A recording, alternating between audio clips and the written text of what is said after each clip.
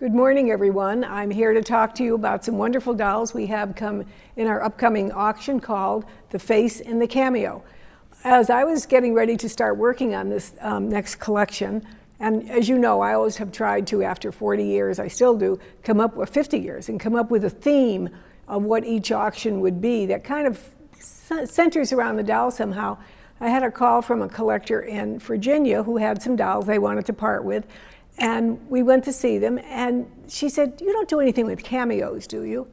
And I said, cameos. And then I started to think, you know, the cameos, even though they're centuries and centuries old, the art of the cameo, there was a great resurgence of them in the 1800s. Wonderful articles about them. There's a great book by David McCullough on Americans in Paris, and Auguste Saint-Gaudens and his history of coming to America, a young Frenchman, and working first of all and going back to France, working in cameo making studios here in America, and then going to France, and one of our famous American sculptors. The whole thing just seemed to me to kind of tie in together. And I thought, I think we should make the doll in the cameo, because there are faces in cameos, and our dolls have such wonderful profiles, such wonderful faces. That's what we always look at first. So that's the theme of this auction, the face in the cameo. And appropriately, the face in the cameo is this really extraordinary wooden doll that we have as featured as one of the main dolls in this auction. And I want to show her to you because she's so notable in so many ways. When this first came to us, I was spellbound. And I'm going to show you so much detail about her costume, but I was spellbound by so many rare pieces about her. First of all, to me, she has a very, very distinctive portrait face. I know this doll was designed to be a portrait of a particular person. I don't know who the person was, and I have spent days trying to research who it might have represented. Partly, not only because of the portraiture of the face, but when you see the costume and the detail of this, you'll realize this was not an ordinary doll in any way, shape, or form. One of the first things we want to look at is her head, because she has some really rare features in her construction. Please notice, I'm tipping her head forward and back because she has dowel jointing in the neck, which allows that. Not only that, she has pivot jointing that allows her head to be turned from side to side. So this beautiful lady can have so much articulation of the head that ordinarily you will not find. You'll find a one-piece head and wooden torso, a great feature in itself. But look at her when we turn her from side to side.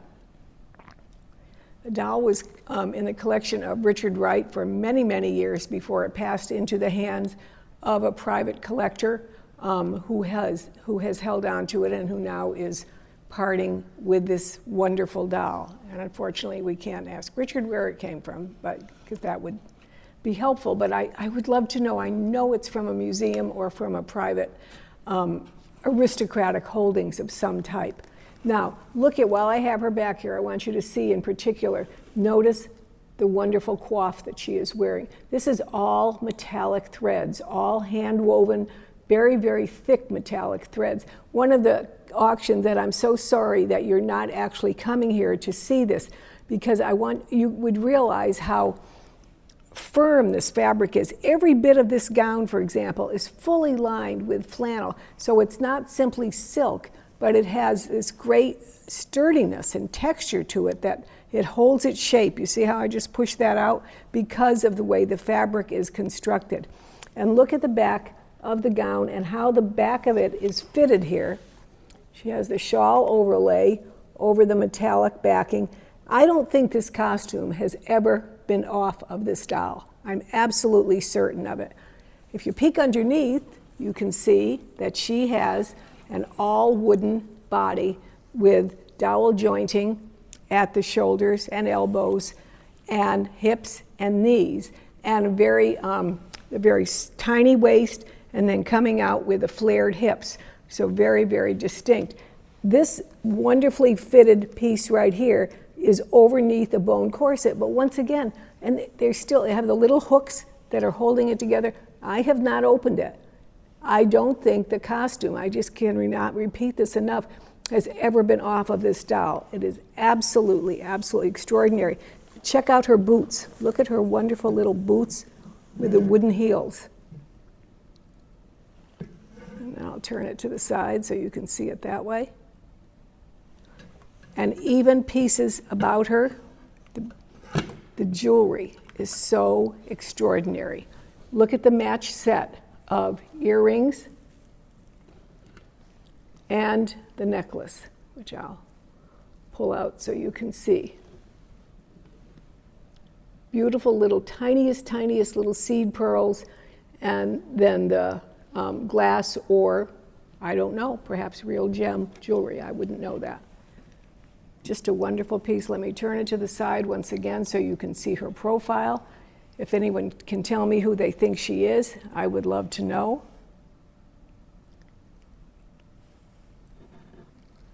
We'll look at her again this way.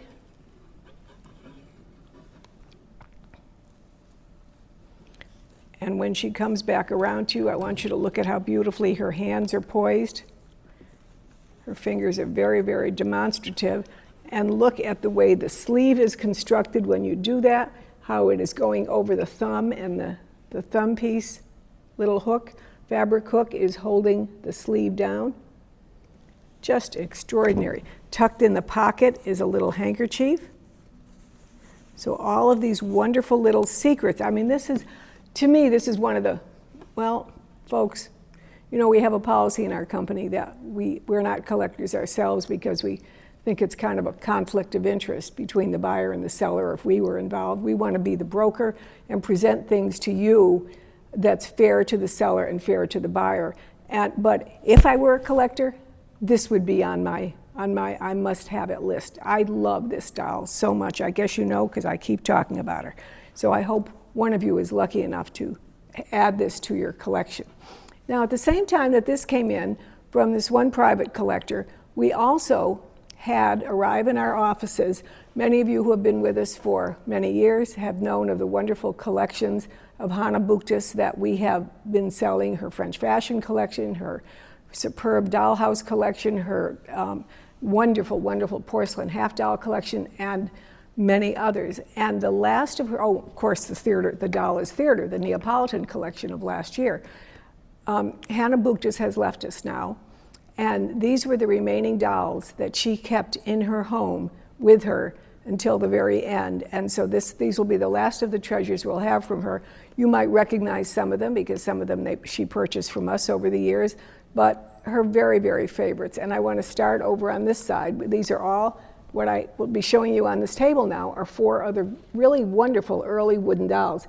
I love this doll, and I'm going to show her. I want you to, when I turn her around, I want you to pay attention to her face. I love the expression on her face. It's just beautiful. But look at her hair. Folks, this is not carved wood. This is the way her wig was arranged 2.5, 3 centuries ago and has never been changed with those made ringlet curls. Absolutely extraordinary. Some of these pieces that she kept with her till the end, I truly can understand why. And look at this is all hand crewel embroidery on her gown. It's just a wonderful, wonderful piece.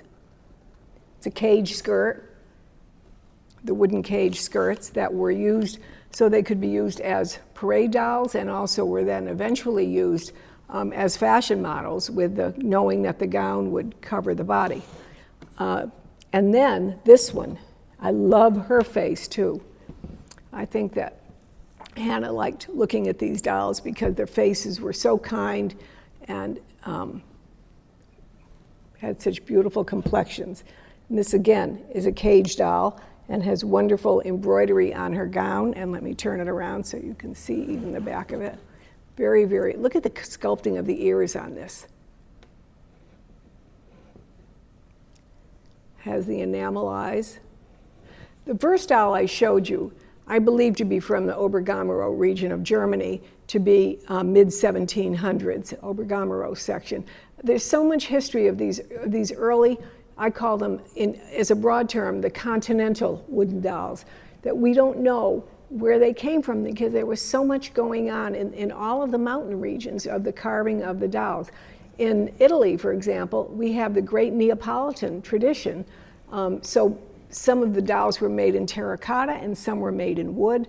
We have in Germany, we have the Obergamero, we have the Bavarian region, the Tyrolean region, and all of these places had major, major industries of wooden dolls and toys back in the 16 and 1700s. And there really has not been any major definitive work on these yet. So those of you who are looking for a project in life, come on, let's go. We gotta get that done.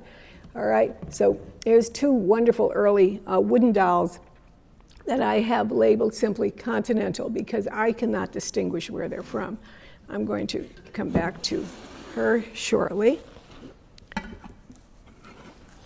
And then on this side, we do have, again, two other continental dolls. You may recognize the woman over here on the far right because she was sold by us several years ago, probably a decade ago now, from the Estelle Johnston wonderful collection. And it was acquired by Hannah Buktis at that time, and it's remained one of her favorite dolls ever since. And I want to show you something, because what came with it was, it's definitely a carnival costume, because what came with it was the mask. So she could put this on, change her face, and go to the Venetian Carnival wearing her party hat. And all of these pieces have been beautifully preserved with the doll. And she has a choice of still another mask if she would want to have it. But why? Because she's so beautiful as she is. Very, very lovely. And she also has wonderful shoes. And if I turn this around, hopefully the camera can pick up the detail of her shoes, carved shoes too. She has the all wooden body, not the cage body, but the all wooden articulated body. So it's beautiful for posing in seated or standing or kneeling, however you would like to do it, poses. And then her friend who's visiting with her is another all wooden, fully articulated, jointing at the hips, knees, elbows, and shoulders, and with a swivel head, turning from side to side, not dowel jointed. Only the first one I showed you has that extraordinary feature, but swiveled. Fabulous costume. And when I turn it around, you're seeing the carved hair at the front now. And look at the carving on the sides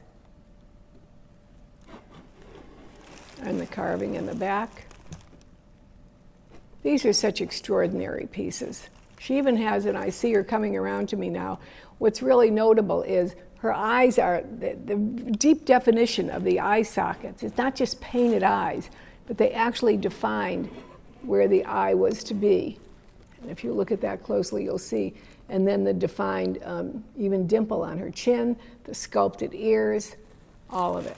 A wonderful, wonderful group of early wooden dolls, and a great niche collecting for those of you who are trying to say, I wanted to go into a different field in doll collecting. You know, those of us who think about us as doll collectors, they say, oh, dolls, you collect dolls.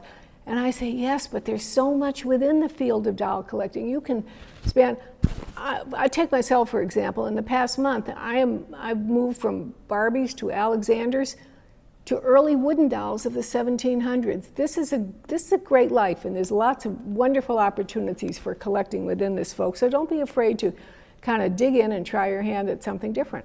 And before we leave the woodens, I do want to show you, also from Hannah Buktis, there are some fabulous pieces of furniture, Matrice quality doll furniture in this auction. And if you have the catalog, I'm showing some of it here. You'll see some pieces around the back as you look, as the camera will sweep around. But be sure to look in the catalog or check online and scan through the auction, because this is furniture that does not come up at all anymore. It's not simple, it's intricate. And this one is one of my particular favorites, this Bavarian carved cabinet. Look at the intricate detail of carving on the front and the different way the colors were painted. And when we open it up, I want you to look at the lock, because this I love.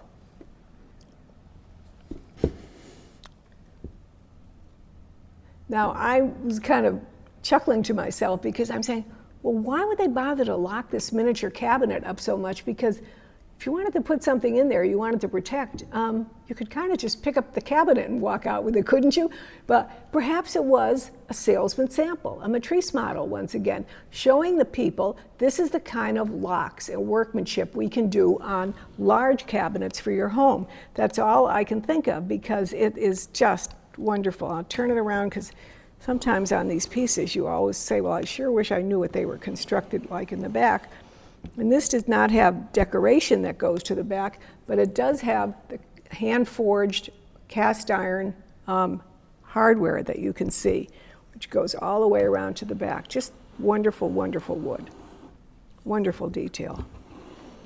And I talked to you about Hannah Buktis's collections that we had over the years, and many of you participated in her auction, The Doll is Theater, a two-part collection of dolls that were Neapolitan dolls from village scenes that we offered last year, and she kept just a few pieces from that wonderful collection, and this was her favorite right here, the angel with the carved wooden wings. And I'm going to turn it around so you can see it. But this is an extraordinary piece because many of the other angels that we offered were smaller angels. This is the largest one I have ever seen. And like all of the angels, they were made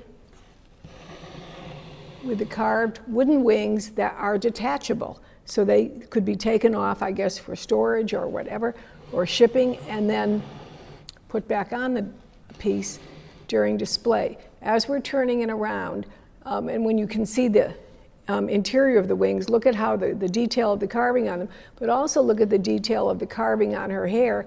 And remember that doll I showed you just a few minutes ago with that wonderful wig that has all of those ringlet curls that have been left in it perfectly over the century? Reminds me of this. And we're coming around again. Look at the wing detail when it comes around. And then we will come this way.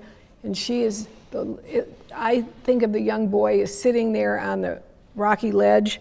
And this is all carved, by the way. All of the background is carved. There's a glass pond in here. And you can look inside and see little seaweed and things like that. This is all carved wood. The entire tree branch, all of these tiny little branches and the blossoms are carved wood. And you even have, down at the bottom, can you see him here? You have two gargoyles. You have a gargoyle and like a grotesque fish down here. It's an extraordinary setting. She has the most wonderful kind of face, and it's just a fabulous piece. Those of you who collect angels, and on the same page in the catalog, we've offered 3 cameos that have angel themes in them. So you can see how artistry from one art form during the 17 and 1800s carried over into other art forms of the period. And I think that's kind of important for we as doll collectors to see, that we don't become so isolated in our own little place in the world that we don't see that all of our art forms are part of a wider perspective. On my soap opera there, forgive me. Also from the Hannah Buktis collection, very, very early pieces, the pair of shadow boxes. Now remember, when you can find one of something that is rare, that's fabulous in itself, whatever. But when you can find a match pair that have stayed together and retained their unity through centuries, that is just absolutely remarkable.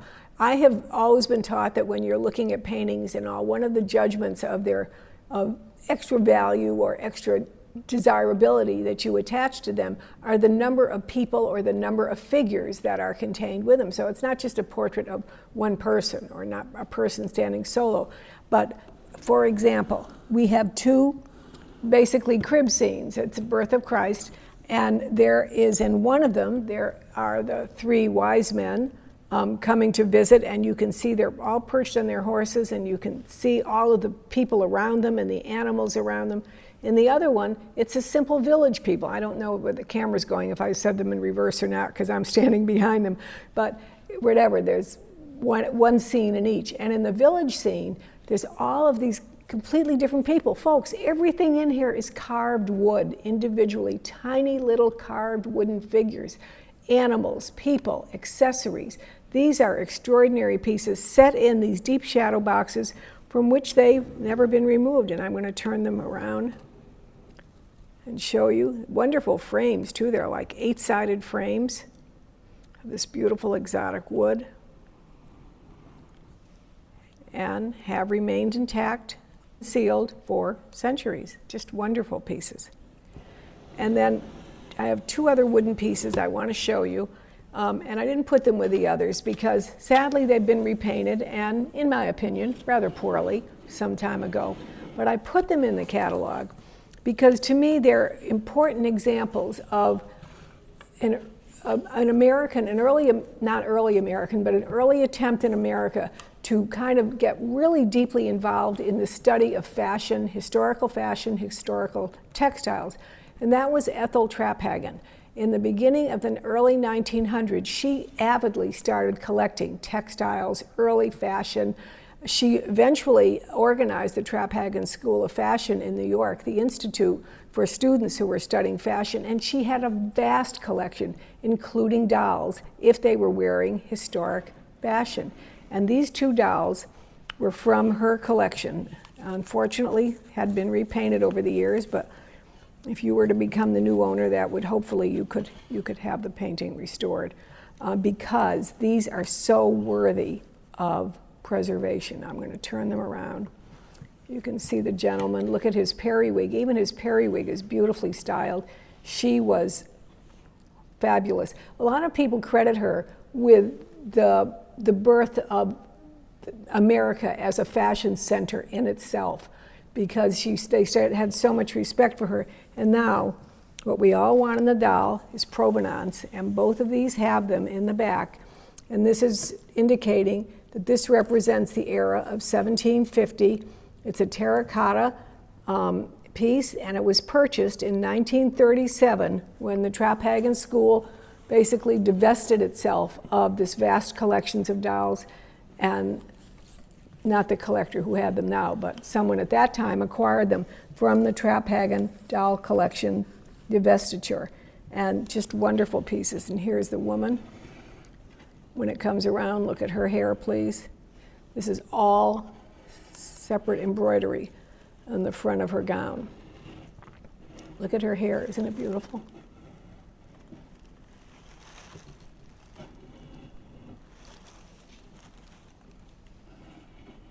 So I'm kind of a snob, and even though I wouldn't have been happy putting these in the catalog with the repainting, I think the history, the provenance of these pieces, and their wonderful costumes that have been preserved in fairly good condition are really important pieces of American fashion history. So I think they belong in a serious collection. And then moving along just a bit, this isn't really in the genre, except I don't know where else to put it, frankly. I love this piece. This is also from the Hanna Butkus collection. And this is this wonderful early paper mache Peddler doll onto her original fabric or hand-painted wooden base. Just wonderful.